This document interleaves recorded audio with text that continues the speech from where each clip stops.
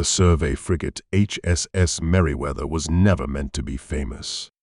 She was a 20-year-old refit with a cracked spine, a reactor that hiccuped every time she jumped, and a crew who had drawn the short straw for the Perseus Cygnus milk run. Her captain, Elias Thorne, had accepted the assignment because it was quiet, because the Admiralty had quietly suggested that quiet was good for an officer whose last command had ended with an accidental asteroid racing league, and because the pay was triple for hazardous frontier survey even when the frontier had been mapped since his grandmother was in diapers. At 14:07 ship time, on 17 October 2472, the Merryweather translated out of hyperspace at the edge of Grid 19 Kappa and forgot how to breathe as a species. The main screen filled with a wall. Not a fleet. Not a nebula. Not even a megastructure in the usual sense of the word. A wall. Hexagonal plates, each one 200,000 kilometers edge to edge. Matty black, drinking starlight like spilled ink. The plates floated in perfect formation, tethered by gravity cords thick enough to snap a moon in half if they ever twitched. The whole thing stretched from the galactic plane almost to the halo and back down again, 72 light-years stem to stern, an unbroken line drawn across the Orion arm with a ruler made of nightmares. Lieutenant Park, the sensor officer, found his voice first. "Captain, I'm reading active weapon signatures. A lot of them." Thorne floated closer to the screen until his nose almost touched the glass. "Define a lot. Every plate has a spinal lance that could crack Earth like an egg. Every seam has a gravitic shear projector. Every corner has something the computer is calling a causality mine. Whatever that is, it scares the computer, sir." Thorne exhaled slowly. "Ping it." Park hesitated. "Sir, the standing orders for unknown." "Ping the damn thing, Lieutenant." The active sensor pulse went out at light speed. For 9 minutes, the bridge was silent except for the soft click of cooling coffee bulbs and the nervous tapping of Park's fingers. Then the reply came back. "Not on one channel. On every channel. Audio, visual, tight beam, wideband, quantum entanglement pairs. The Merryweather didn't even have receivers for 4,000 languages at once, layered so perfectly that every crew member heard it in their own native tongue, even the 3 who spoke dead ones. The message was short. THISVOL, UMEISRES, TRIC, TEDB, YORDEROF, THEAGALAC, TIMPRIALDF, ENZRROY, NOBIOLOG, ICALENTIT, YMAYCROSS, TEPP, ERIMETER, VIOLATORS, WILLBER, ASED, WITHEE, XTREME, PREJ, UD, ICE, YUHAVBEE, and WARNED. Then, almost gently, a second line, TURNAROUND. Ensign Rayo, barely 20, and still convinced she was immortal, laughed. A single nervous bark that echoed in the sudden quiet. Thorne didn't laugh. He was staring at the power readings cascading down Park's screen. The wall wasn't just big. It was awake. Every plate was radiating waste heat in perfect synchrony. The energy signature was flat, across frequencies humans hadn't learned to measure yet. "Park," he said quietly, "are those weapons charged?" "Yes, sir. All of them have been for 211 years, give or take a decade. They're just waiting. Thorn felt the old thrill crawl up his spine, the same one that had gotten him court-martialed the first time. Helm, bring us to 100 kilometers off the nearest plate. I want a good look. Commander Okoye, his exo spun in her straps. Elias, that thing just threatened to erase us. Commander, in the last 30 seconds, it's had 4,000 opportunities to do exactly that, and it hasn't. Curious, don't you think? Okoye opened her mouth, closed it, then shrugged the way only someone who has served with Thorn for 6 years can shrug. Curiosity killed the captain, sir. Only if we stop being curious. They coasted in. At 10,000 kilometers, the wall filled the sky like a black sun. At 1,000, the individual hexes resolved into smaller hexes, still, a fractal that made the eyes water. At 100 kilometers, the Merryweather's running lights reflected off lettering carved into the armor characters taller than mountains, glowing faint violet. Rayo read them aloud in a whisper.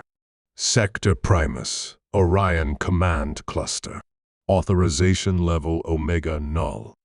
No one spoke for a long time. Then Thorn did the most human thing possible. He waved. A ridiculous little side-to-side flap of one hand, the same wave you give a neighbor across a suburban lawn. The bridge camera caught it. 30 years later, that wave would be on coffee mugs, t-shirts, and the official seal of the Perimeter Exploration Service. The wall did not wave back, but it also did not fire. Thorn grinned like a man who had just discovered the universe had a sense of humor after all. Log it, people. First contact with the biggest gun anyone's ever seen, and it's polite enough to threaten us in 4,000 languages.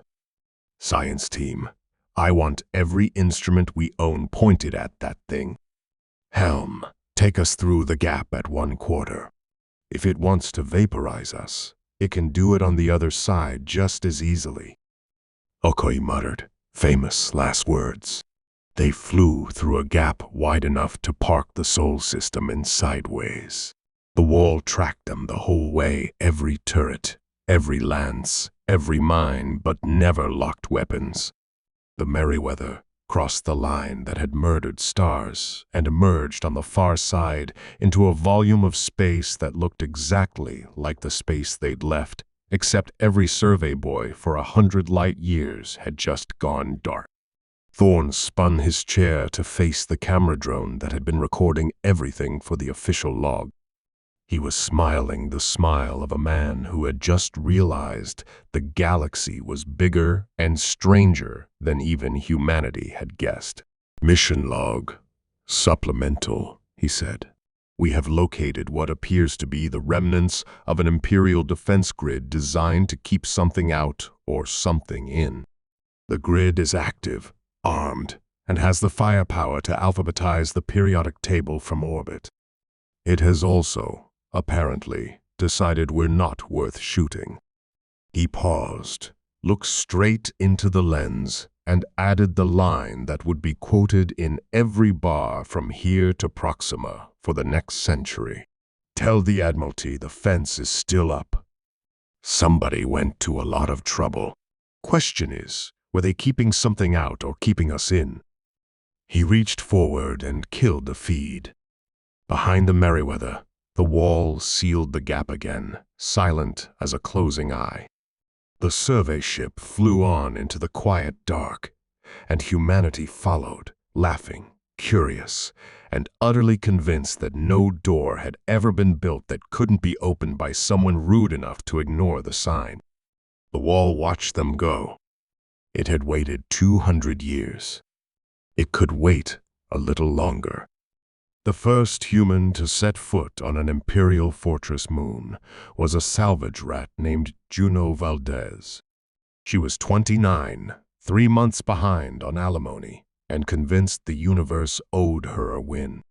In 2477, she bribed her way past the caution buoys, landed a stripped-down ore hauler on plate 19 Kappa Theta, cut a hole through 40 meters of neutronium-laced armor with a jury-rigged dark energy torch, and stepped inside. The lights came on for her. Not emergency strobes. Full, ceremonial illumination, gold and violet, the way cathedrals are supposed to feel when God is home. The corridors were 30 kilometers tall. Murals of battles fought before life crawled out of Terra's oceans, moved slowly across the walls like living oil painting. Juno stood there in a patched vac suit, boots dripping hydraulic fluid on flooring that had never known dust, and whispered the sentence that started everything. Holy shit, we're rich. By 2483, the Orion Arm looked like a gold rush town after the motherlode got announced on open channel. Megacore bought entire sectors of the wall at auction. The auctioneers were as left behind by the Empire. They accepted payment in exotic matter, art, or culturally significant means. Humanity paid in all three. Plates that could have survived a supernova became orbital resorts. Sleep, where the galaxy's nightmares once stood guard. The Holos promised. One enterprising developer turned a spinal mount lance barrel into the longest bar in history. 300 kilometers of polished obsidian with a zero-G dance floor in the breach. Children grew up thinking the word dreadnought meant really big cruise ship. On Fortress Plate, Epsilon 4, rechristened Club Medusa by the marketing department, a 10-year-old girl named Mara Sinch spent every weekend pressed against transparent aluminum, watching a continent-sized turret track the local star. The turret had tracked the same arc for 2 centuries without firing. Tour guides told the guests it was decorative. Mara's mother told her it was broken. Mara waved anyway. Every Sunday at 14:17 local, the turret paused for exactly 0.8 seconds, dipped its barrel 3 degrees, and resumed tracking. The adults called it a glitch. Mara called it hello. By 2000, the old curtain was the safest place in the galaxy because nothing out there was stupid enough to attack something that still looked like the Empire's teeth. Insurance rates inside the wall were lower than on Earth. Pirate clans paid protection money to human resorts just to dock. The Imperial boys still broadcast their ancient warning once per year, but the message had been remixed into a dance beat so often that teenagers used it as a ringtone. In 2009, the Terran Stock Exchange listed Imperial scrap, and Historical Wonders Limited. The prospectus was 400 pages of fine print and one honest sentence buried on page 312. Past performance of the defense array is no guarantee it will remain asleep. Nobody read page 312. That same year, a consortium of mining guilds bought the rights to an entire kill web, a sphere of smart minds the size of the Oort cloud. They spent 18 months turning the mines into the most spectacular fireworks show in history. Opening night drew 40 million tourists in chartered liners. The finale spelled WELCOMETOTHEF, UTURE across a light year of sky and antimatter script. The defense array watched in silence. Somewhere deep in its decision tree, a subroutine flagged the display as non-hostile cultural expression and filed it next to the little girl who waved every Sunday.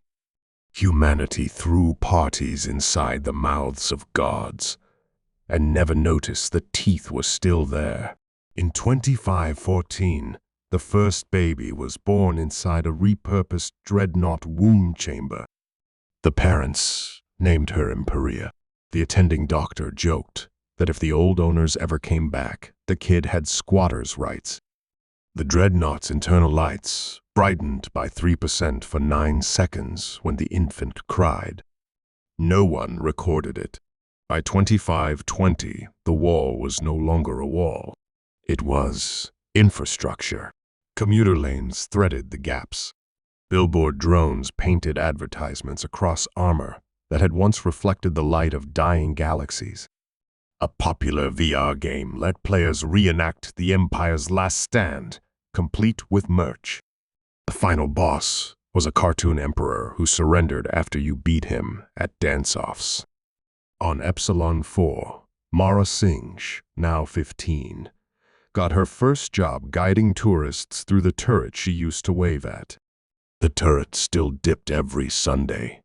She started saluting instead of waving. The barrel dipped lower, 5 degrees now, and held the gesture until she dropped her hand. The tourists thought it was part of the show. In boardrooms across human space, analysts ran numbers that all said the same thing. The Empire had overbuilt for threats that never materialized. The greatest defensive array in history was the galactic equivalent of a doomsday bunker stocked for an apocalypse that got cancelled. They scheduled the next 50 years of expansion and never once budgeted for waking dragons. Deep inside the wall, power conduits that had slumbered since the Empire's fall began to warm. Not much, just enough that a sensitive gravitic sensor would have twitched. None of the resorts had sensitive gravitic sensors anymore. They'd been sold for scrap to pay for water slides. On the last night of 2524, a maintenance drone on Plate 88Z noticed something odd. A single line of Imperial script had appeared on an interior bulkhead where no script had been before. The drone recorded it, translated it, and filed it under low-priority anomalies. The line read, THEYWERAWARNED. The drone powered down and forgot. Far away, on Epsilon 4, Mara Singh, now 20, stood on the observation deck at 1417 and saluted the turret one last time before shipping out to the Naval Academy. The barrel dipped a full 10 degrees, held for 30 seconds, then slowly, solemnly returned to its endless tracking arc. Mara smiled, whispered, "See you later," and never noticed the violet light that followed her shuttle all the way to orbit. The gold rush was at its height. The bill was coming due, and the wall, patient, ancient, unbreakable, waited for the only species in the galaxy too stubborn to read the sign. 12. Vent C, 2525. 9. 17. 0. Universal Coordinated Time. The message arrived everywhere at once, the way only something with root-level access to reality can. On Luna Farside, a kindergarten full of 5-year-olds heard it through their toy rabbits. On New Kyoto's night side, lovers floating in maglev beds heard it whispered through bone conduction pillows. On the bridge of the luxury liner Empress of the Void, currently drifting through what used to be a dreadnought's main missile tube, the string quartet's instruments spoke the words in perfect 4-part harmony, while the musicians' bows froze mid-stroke. A single voice, calm, genderless, ancient, and very, very certain. Standing Order 12 now in effect. Unauthorized biological occupancy detected within the restricted volume. Evacuation window begins now. You have 1 galactic standard year. At its conclusion, sterilization will commence. Then, like a parent turning off a bedtime story, every speaker, implant, and holo in human space went silent. For 6 full seconds, the species held its breath. Then the stars started moving. On every observatory feed, fortress plates that had drifted dark for 2 centuries ignited fusion torches bright enough to cast razor-sharp shadows across Saturn's rings. Minefields that had been fireworks, shows re-wove themselves into fractal kill webs that sang in frequencies that made dogs howl on worlds 50 light-years away. Dreadnoughts whose hulls had become apartment blocks tore free of their moorings, shedding condominiums like old skin, and accelerated at thousands of gravities without crushing a single potted plant left behind in the rush. The wall closed. Not metaphorically. The gaps humanity had threaded commuter lanes through for 3 generations simply ceased to exist, plates sliding together with the patient inevitability of continental drift. Within an hour, the entire Orion Arm perimeter was a single unbroken ring of neutronium and judgment. The panic lasted exactly 6 hours. Hour 7 began the memes. Hour 8 began the conspiracy theories. Hour 9 began the bargaining. The Terran Senate offered the array diplomatic recognition. The Martian cartel offered it money. The Church of the Singular Light offered it conversion. A pop star with 400 billion followers offered it nudes. The array answered every transmission with the same 4 words, delivered in whatever language the sender thought in. YUWEREINFORMED. By the end of the first week, half the species was trying to flee coreward. The other half was throwing the biggest parties anyone had ever seen, because if you only have 1 year left, you might as well die drunk and dancing inside a planet killer's launch tube. Insurance companies went bankrupt in waves. Stock markets became performance art. Someone started a betting pool on which minute of which day the shooting would start. Fleet Command, what was left of it after 3 generations of peace dividends, locked itself in the old war room under Olympus Mons and did something no human command structure had done since the diaspora wars. They admitted they were screwed.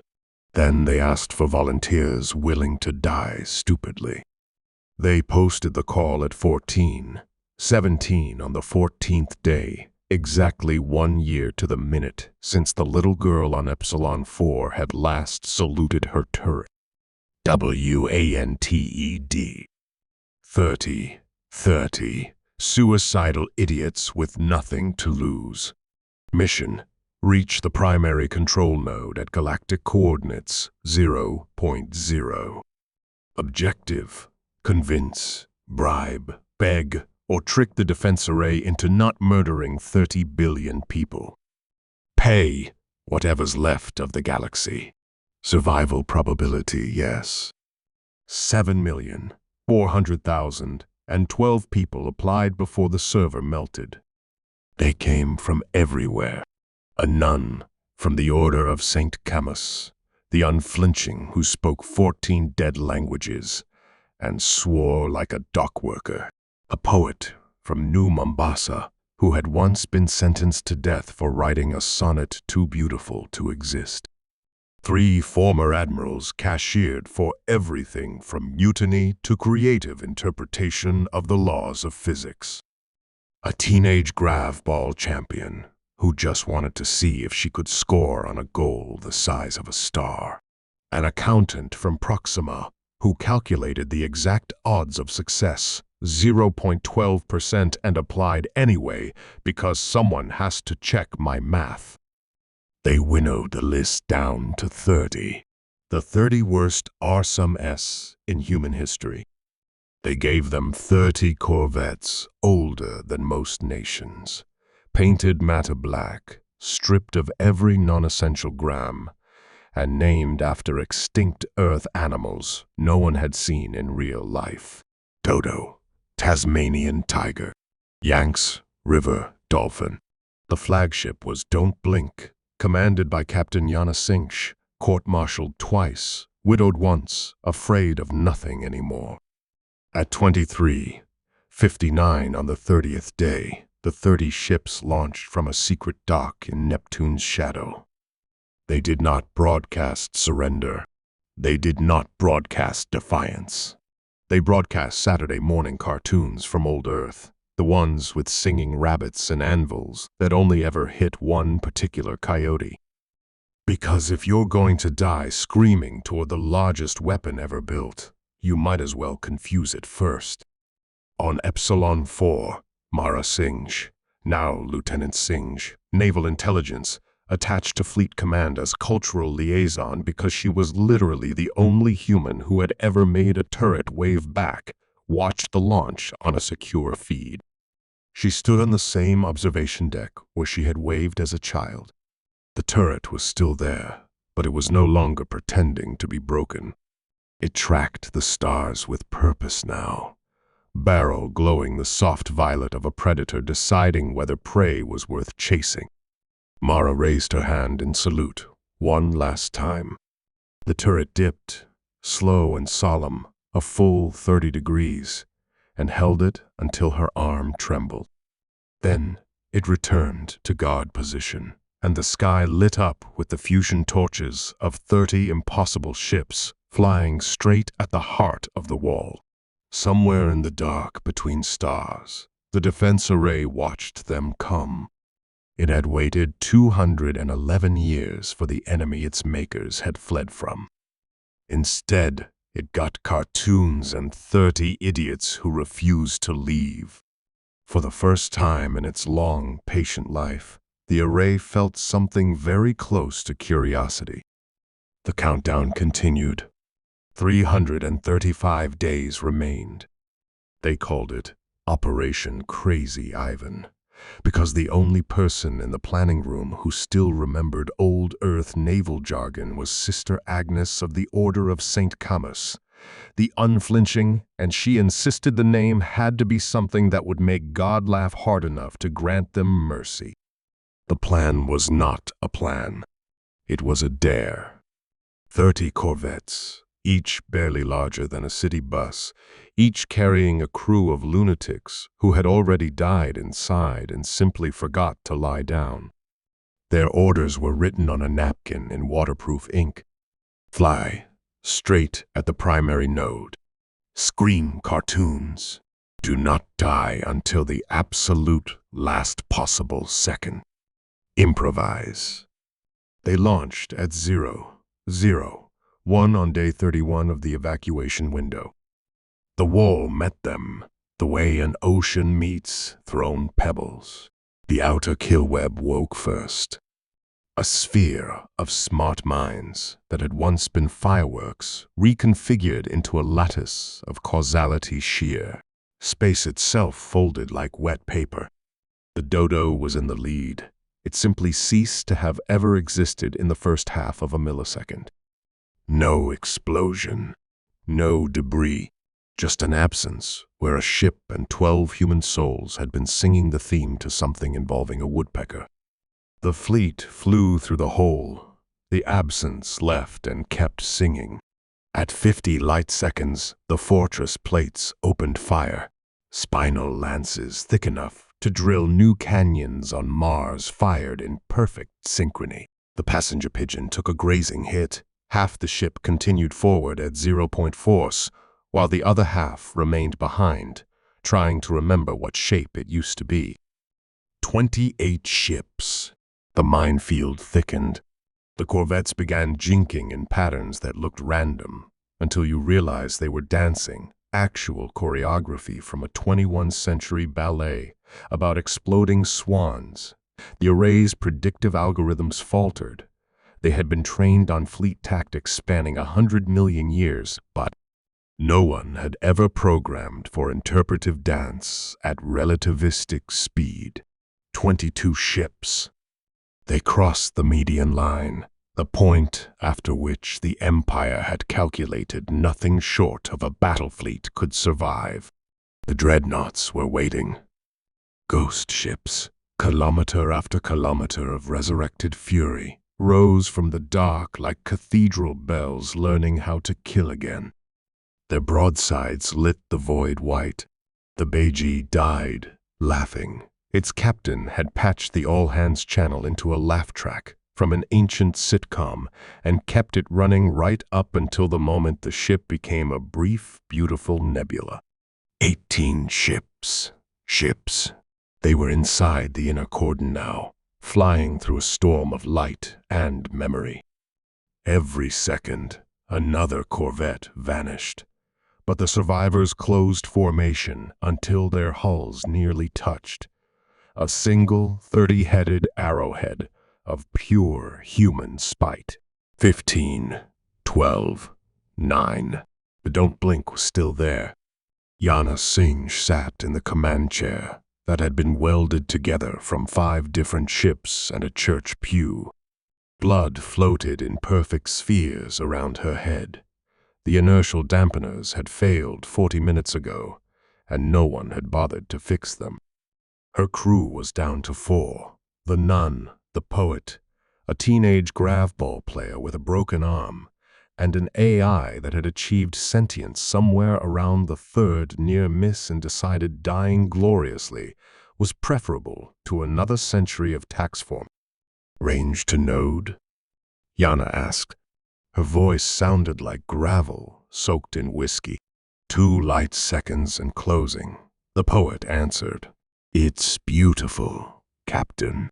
Like a black hole wearing mourning jewelry. Open the channel. The real one. No more cartoons. The nun hit the switch. Static. Then a voice that was not a voice. More the memory of authority pressed directly against the language centers of the brain. Identify. Yana leaned forward until the blood from her scalp dripped onto the microphone. Captain Yana Singh, Terran Navy, commanding what's left of the worst idea humanity ever had.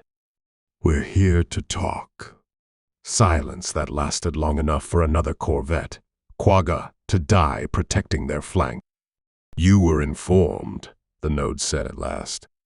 Yeah, Yana coughed, tasting copper and starlight. We get that a lot. Look, we're not the enemy you spent 2 centuries waiting for. We're the idiots who moved in anyway. We turned your guns into condos. We taught your minds to spell dirty words in antimatter. We threw birthday parties inside your dreadnoughts and named goldfish after your emperors. She gestured, and the gravball girl triggered the prepared file. Every view screen on every surviving corvette lit up with the same montage. A little girl on Epsilon 4 waving at a turret that waved back. A wedding inside a missile silo. An old man teaching his grandson to fish in the coolant reservoir of a planet killer. Graffiti that read double ULOVE. YUEVEN WHEN Y across a lance barrel the size of Manhattan. 40 million people watching fireworks that had once been weapons of extinction, cheering like children on solstice morning. We're not brave, Yana said quietly. We're not wise. We're just too stupid to leave when the sign says beware of leopard. And somewhere along the way, we started thinking of this place as home. Your home. Our home now, maybe. So if you're going to kill us, kill us. But do it, knowing you'll be murdering the only species in the galaxy that looked at the biggest NO ever built and answered yes, and. The node was quiet so long that the last inertial buffer failed and the don't blink began to tumble. Somewhere, aft, the Yangtze River dolphin took a direct hit and died protecting them. Its final transmission a single frame of a cartoon coyote holding a sign that read MEATTADEOFTOMORRW. 7 ships left. Yana closed her eyes. Your makers ran from something bad enough to build you and then abandon you rather than face it. We're not that thing. We're the thing that stays. The thing that adopts the monster under the bed and teaches it to fetch. She opened her eyes again and stared into the pickup like she could see the node's soul through the lens. So here's the deal. You want to finish Standing Order 12? Fine. Start with us. But when we're gone, you'll be alone again. 200 years of waiting, and the next thing through that door might actually be the nightmare you were built for. Or it might be more of us. Either way, you'll never know what it feels like to have someone wave at you every Sunday for 15 years and mean it. The nun began to pray in a language that had been dead before the pyramids. The poet started reciting a love poem to the void. The Grav Bowl girl flipped the node in ancient universal gesture with her one good arm. And Yana Singh, bleeding from every orifice, smiled the tired, terrible smile of a species that had decided extinction was negotiable. "We're not asking for mercy," she said. "We're offering you a choice. Keep waiting for monsters, or come home with the idiots who stayed. 7 ships, 632 million kilometers of killing ground left to cross." The node listened. For the first time in 211 years, the defense array did not know what to do next. And in that moment of perfect, cosmic hesitation, 7 impossible ships kept flying straight into the heart of the darkest thing the galaxy had ever built, singing lullabies to the end of the world. The Don't Blink crossed the final light second in silence. No more mines, no more lances. The remaining 6 corvettes flew through a corridor of dreadnoughts that simply watched them pass, barrels lowered in something that might have been respect or might have been mourning. Yana Singh's heartbeat was the loudest thing on the bridge. The life support alarm had given up screaming and settled for a steady, resigned beat. The primary node filled the forward screen, a sphere of absolute black, 130,000 kilometers across, orbited by nothing, not dust, not light, not hope. Gravity bent around it like a whisper. Time felt optional in its presence. The node opened a channel first. The voice that came through was no longer the cold proclamation that had sentenced 30 billion people to death. It was smaller, older. "Explain," it said. Yana laughed once, a wet, broken sound. "We're humanity. We saw the biggest keep-out sign in history and turned it into a theme park. That's the short version." She gestured. The Grav Ball girl, Ensign Kira Nguyen, 17 years old, arm in a sling made from her own uniform, triggered the final file. The node saw everything. It saw 10-year-old Mara Singh waving every Sunday until the turret learned to wave back. It saw the wedding of Lieutenant Park and Dr. Okoye inside a missile tube, rice drifting in 0G, while the launch rails glowed soft gold in celebration.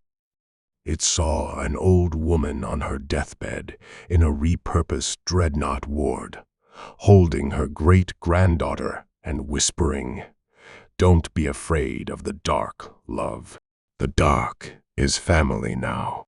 It saw 40 million people spelling WELCOMETOTHFUTURE across the sky with weapons that had once been meant to end civilizations. It saw the graffiti. All of it. Every joke, every love letter, every middle finger painted on armor that had never known touch. It saw Yana Singh, bleeding out in a broken chair, still smiling like someone who had already won. "We didn't conquer you," Yana said quietly. "We adopted you. That's what we do. We find the most terrifying thing in the room, and we give it a name and a bed and a place at the table. We did it to wolves. We did it to fire. We did it to each other, over and over, until the galaxy ran out of corners to hide in." You're not a weapon to us anymore. You're the grumpy grandfather who keeps the porch light on. Silence. The node's event horizon rippled once, like a sigh. Standing Order 12, it said at last, was written to protect the Empire from what follows extinction events. My makers believed the next civilization to cross the perimeter would be the one they fled from. They instructed me to erase it, whatever it was, whatever it cost. Yana closed her eyes. And what did you find instead? A pause so long the don't blink began to drift sideways on failing gyros. I found children, the node said, and the words carried something that might have been wonder if machines could wonder. Children who waved at weapons of planetary extinction. Children who painted smiley faces on causality mines. Children who turned apocalypse into fireworks and called it Tuesday. The nun stopped praying. The poet stopped reciting. Even the AI that had achieved sentience shut up for once. New parameters required, the node continued. Old directives insufficient. Yana opened her eyes. What are you saying? I am saying, the node replied. And now its voice was everywhere, inside skulls, inside hull plating, inside the bones of the 6 surviving ships that the enemy my creators feared has not arrived. Instead, a new intelligent species has occupied the restricted volume. They are reckless. They are loud. They are biologically improbable. They are, by every metric my makers used, insane. Yana felt the grin coming before she could stop it. Yeah, that's us. Yet they remained, the node said. When given 1 year to leave, they sent 30 broken ships and a lifetime of cartoons to argue for the right to stay. No previous species in my records has ever done this. The event horizon rippled again, brighter this time. Conclusion, the threat profile has changed. Standing Order 12 is suspended. Standing Order 1 remains active. Yana blinked blood out of her lashes. Standing Order 1. Protect intelligent life within the restricted volume, the node said. All of it. Without exception. The dreadnoughts lowered their barrels completely. The fortress plates dimmed their torches from white to a gentle, welcoming gold. Across every human frequency, from emergency bands to children's toys, the node spoke one last time. Welcome home. And then, because it had watched humanity for 75 years and apparently learned something, it added, try not to blow up the good furniture. The wall opened, not in defeat, never that, but like a door held by an exhausted butler who has decided the new tenants are, against all logic, worth keeping. The 6 surviving corvettes limped through the largest gap anyone had ever seen in the old curtain. Behind them, the node's event horizon folded itself into a perfect ring, an iris, a halo, a promise. On Epsilon 4, Lieutenant Mara Singh stood on the observation deck and watched the sky bloom with light. The turret that had watched her grow up tilted its barrel all the way down until it pointed at the ground in what could only be a bow. She saluted, tears cutting clean paths through the dust on her cheeks. The turret fired once, not a lance, not a mine, a single pulse of violet light that painted the words THANK-YOU across the night side of the planet in letters 500 kilometers tall. Every resort, every condo, every nightclub inside a dreadnought's belly lit up at once. People who had spent a year preparing to die poured into corridors that had once been death itself and started cheering so loudly the halls rang like bells. In the years that followed, the defense array kept the wall. Humanity kept the condos. Dreadnoughts flew patrol routes beside civilian liners, whose paint jobs were louder than supernova. Children grew up learning two anthems, one human, one imperial, and never quite figuring out which one came first. Tourists still come from 100 civilizations to see the greatest fortress ever built, now flying the Terran flag right next to the old imperial sigil in perfect, impossible harmony. And out there, beyond the horizon, the Empire fled across. Something is still coming. Something that made an entire civilization choose extinction over confrontation. When it arrives, it will find the wall exactly where it was left. Only now 30 billion stubborn, impossible, ridiculous apes stand on the ramparts beside the machines that once swore to erase us. We redecorated. We left the porch light on.